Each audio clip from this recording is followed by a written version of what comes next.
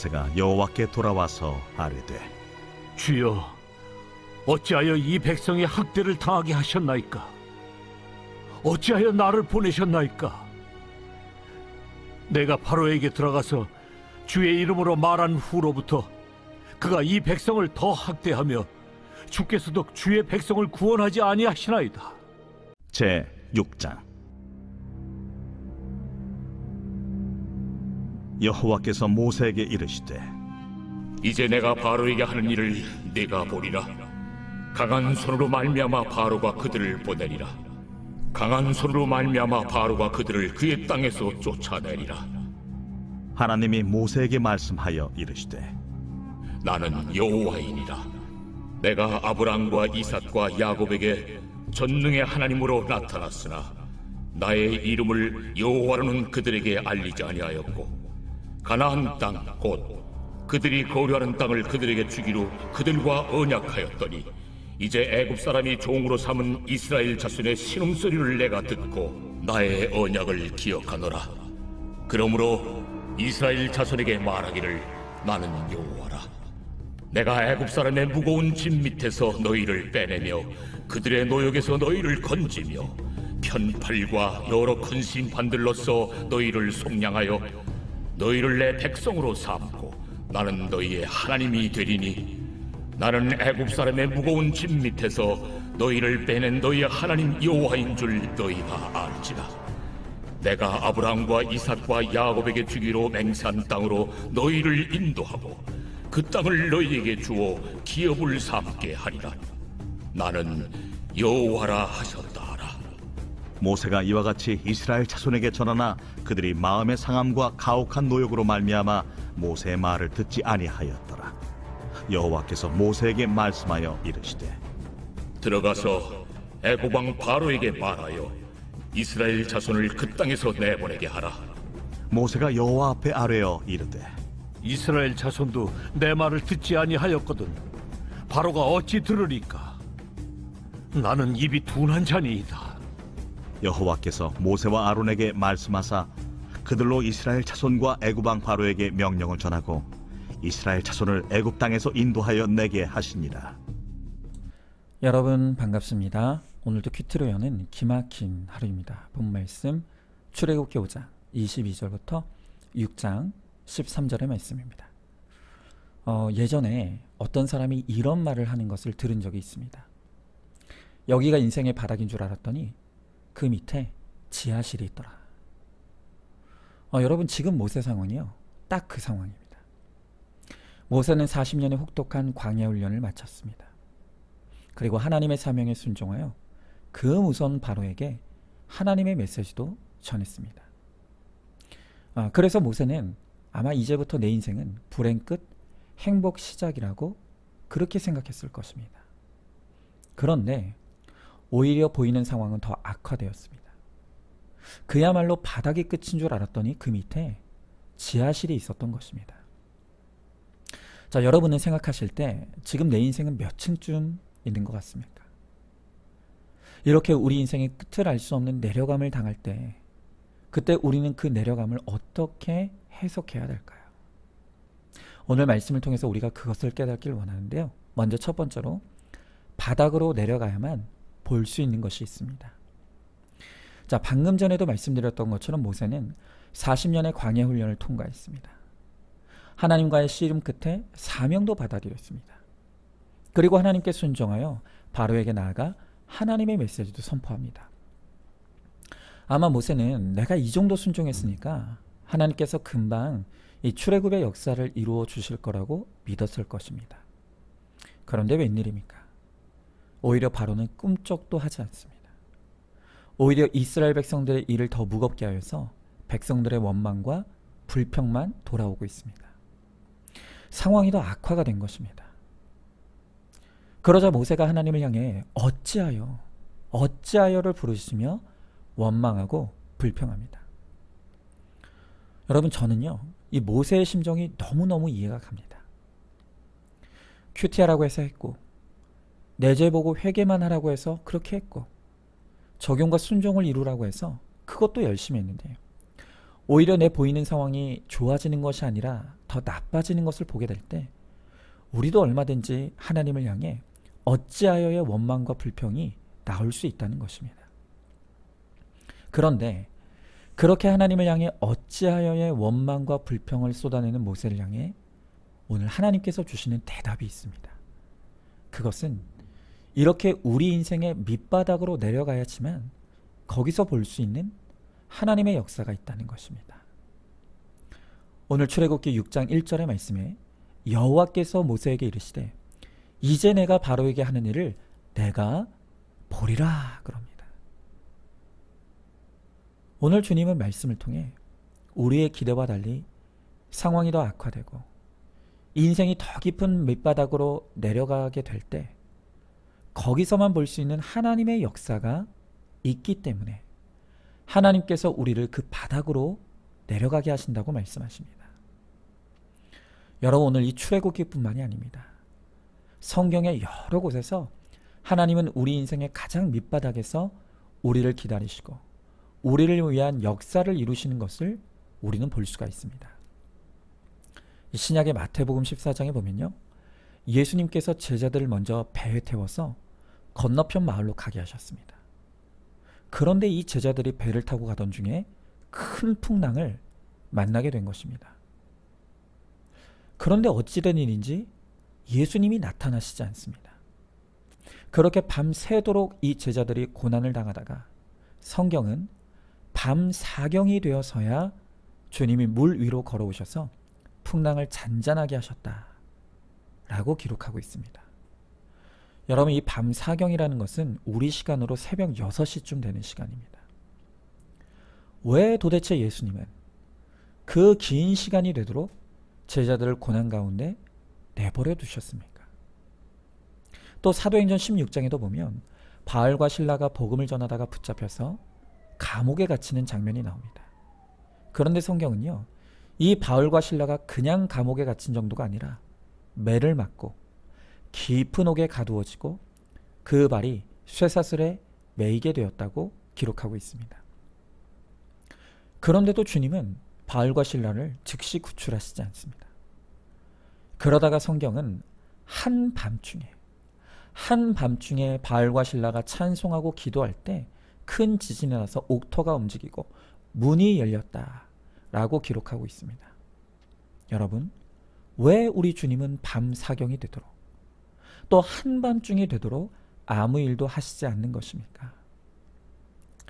여러분, 성경에서 이 밤 사경과 한밤중의 시간은 우리가 의지하는 인간적인 모든 수단과 방법, 그리고 내가 믿고 의지하던 내 힘과 능력이 완전히 소진되는 시간이 바로 밤 사경과 한밤중의 시간입니다.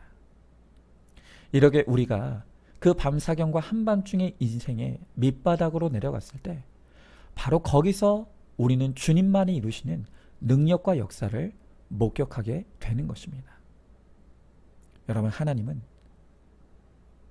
이 밤 사경과 한밤중의 인생의 밑바닥에서 우리를 기다리고 계십니다. 그리고 거기서 주님이 우리를 만나주시고 우리를 위해 주님이 일하시는 모습을 보게 하십니다. 그러므로 우리 인생이 밑바닥으로 내려가게 될 때 그때 우리가 고백해야 될 것은 어찌하여가 아니라 올소이다입니다.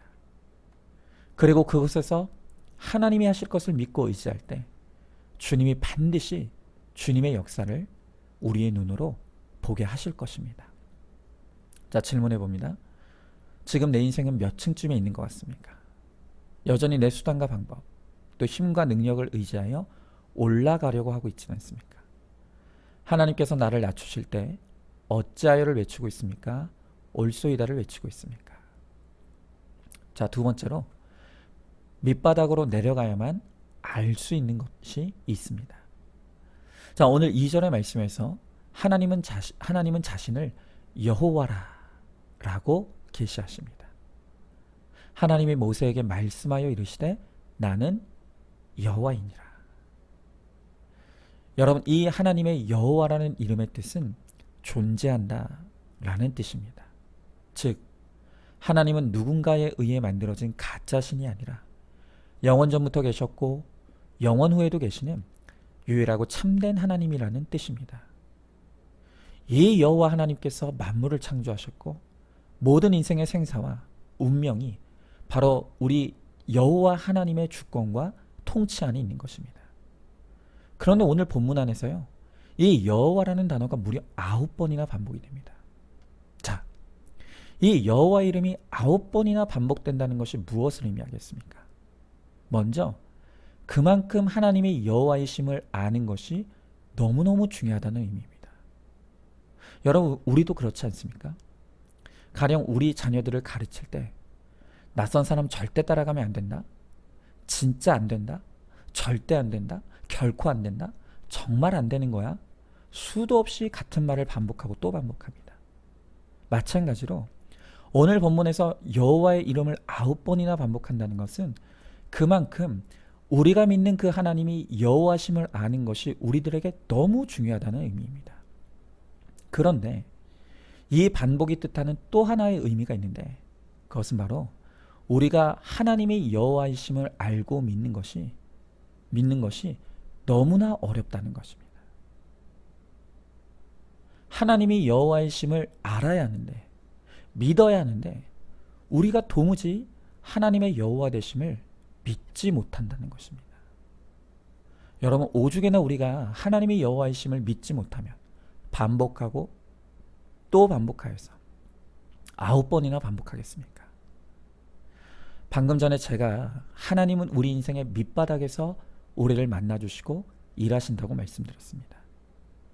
그런데 어떤 분들은 이렇게 말씀드리면, 모세처럼 어찌하여 우리를 밑바닥으로 꼭 끌어내리셔야 하냐고, 그냥 우리가 좀 덜 힘들 때 우리를 도와주시면 안 되는 거냐고 그렇게 생각하실 수 있습니다. 여러분, 그러나 정직하게 한번 생각해 보십시오. 만약 우리가 내 방법과 수단이 남아있고 내 힘과 능력이 조금이라도 남아있을 때 하나님이 나를 도우신다면 정말 그것이 100% 하나님의 역사라고 여러분은 믿으시겠습니까? 그렇지 않잖아요. 여러분, 실제로 지금도 우리가 여기까지 살아온 것이 100% 하나님의 은혜인데도 모든 것이 주의 은혜라고 고백하는 성도가 과연 몇이나 되겠습니까? 하나님을 믿는다고 하지만 내 공로, 내 생색을 주장하면서 전적인 하나님의 은혜를 믿지도 고백하지도 못하는 성도들이 너무 많습니다. 여러분, 우리는 하나님이 여호와이심을 정말 믿지 못합니다. 그래서 하나님 믿는 것만으로는 너무 두렵고 불안해서 끊임없이 내 수단과 방법을 의지하려고 하고 할 수 있는 데까지 내 힘과 능력으로 살아가려고 하는 것입니다. 그러다가 뭔가 좀 되면 다 내가 했다고 자랑하는 것입니다. 바로 그런 이유로 하나님은 밤사경과 한밤중의 시간을 통해 우리를 인생의 가장 밑바닥으로 내려가게 하셔서 우리의 모든 힘을 다 빼시고 남은 것이 없게 하셔서 오직 하나님이 여호와심을 알게 하시고 또 고백할 수밖에 없도록 우리를 그렇게 인도해 가시는 것입니다. 그러므로 내 인생의 밑바닥에서 우리가 하나님이 여호와이심을 생생하게 목격하고 알게 되기를 소망합니다. 그리고 내 인생의 밑바닥에서 만난 그 여호와 하나님을 나의 간증으로 노래함으로 더 많은 밑바닥에 있는 사람들이 주님을 만나도록 사명을 감당하는 우리 모두가 될 수 있기를 소망합니다. 자, 한번 질문해 봅니다. 하나님이 여호와이심을 확실히 믿습니까? 이제까지 살아온 모든 순간이 오로지 여호와 하나님의 은혜였음을 깨닫습니까? 내가 할 수 없는 인생의 밑바닥에서 여호와 하나님께서 나를 위해 베풀어 주신 구원의 은혜를 간증으로 노래하시기 바랍니다.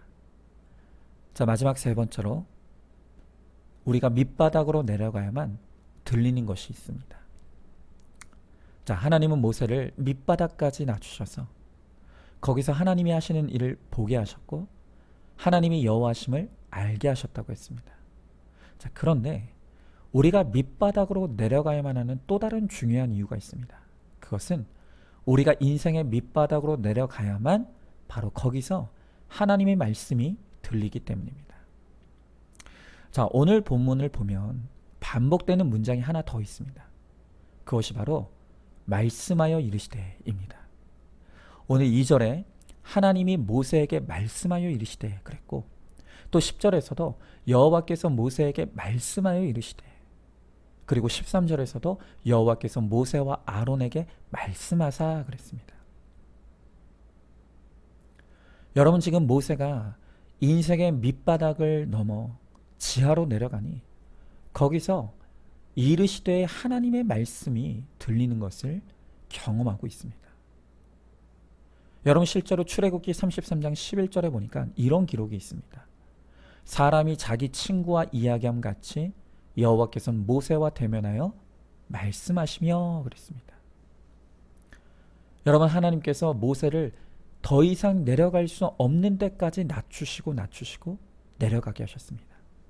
그런데 모세가 인생의 밑바닥에 내려가게 되니 이르시되 여호와의 말씀이 그에게 임할 뿐만이 아니라 심지어 하나님께서 모세와 마치 친구처럼 대면하여 말씀하셨다고 합니다.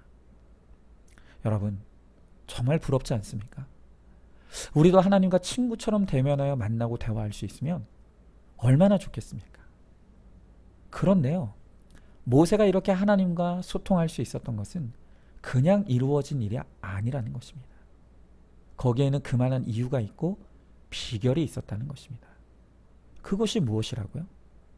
여러분, 오늘 본문인 출애굽기 5장 22절부터 23절을 보면 모세는 비록 어찌하여의 원망과 불평을 할지언정 그 상한 마음과 생각까지도 다 하나님 앞으로 가져가서 하나님께 고백하고 하나님께 묻는 것을 볼 수가 있습니다. 모세는 자신이 가진 모든 문제와 상황, 그리고 모든 생각과 감정까지도 하나님의 말씀 앞으로 가져갔습니다. 그렇게 매사를 하나님께 묻고 하나님의 답을 구하니 하나님께서도 모세에게 가까이 다가와 주시고 모세에게 말씀해 주시는 것입니다. 여러분, 우리도 마찬가지입니다.